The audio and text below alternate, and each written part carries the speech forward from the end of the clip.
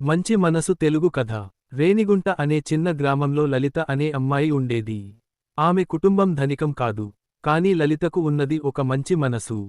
ప్రతి ఉదయం పాఠశాలకు వెళ్లే దారిలో ఆమె ఒక వృద్ధమ్మను చూసేది. ఆ అమ్మమ్మ ఒంటరిగా ఉండేది, నడవడమూ కష్టమే.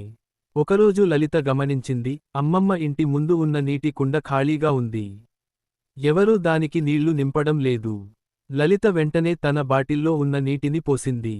మరుసటి రోజు బావి వద్దకు వెళ్లి ఆమెకు పూర్తి కుండ నింపి తీసుకెళ్ళింది. ఇలాగే ప్రతిరోజూ అమ్మమ్మ కోసం ఏదో ఒకటి చేసి సహాయం చేసేది. ఆమె సహాయం చూసి గ్రామంలోని పిల్లలు కూడా ప్రేరణ పొందారు. ఎవరో ఒకరు అమ్మమ్మ ఇంటి మట్టు ఊడ్చేవారు, మరెవరో తాగునీళ్లు తెచ్చేవారు. గ్రామం మొత్తం ఆమె చుట్టూ మంచి పనుల్లో కలిసిపోయింది. ఒకరోజు లలిత పాఠశాలలో ఉత్తమ విద్యార్థి అవార్డు అందుకుంది. కారణం మార్కులు కాదు, ఆమె చేసిన మంచి పనులే.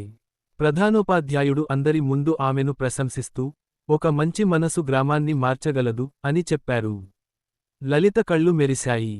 ఆమె చేసిన చిన్న సహాయం ఇంత పెద్ద మార్పు తెచ్చిందని ఆమెకే ఆశ్చర్యం వేసింది. ఈ కథ చెబుతున్నది ఏమిటంటే, మంచి మనసుతో చేసిన ఒక చిన్న పని కూడా చుట్టూ ఉన్న ప్రపంచాన్ని ప్రకాశింపచేయగలదు.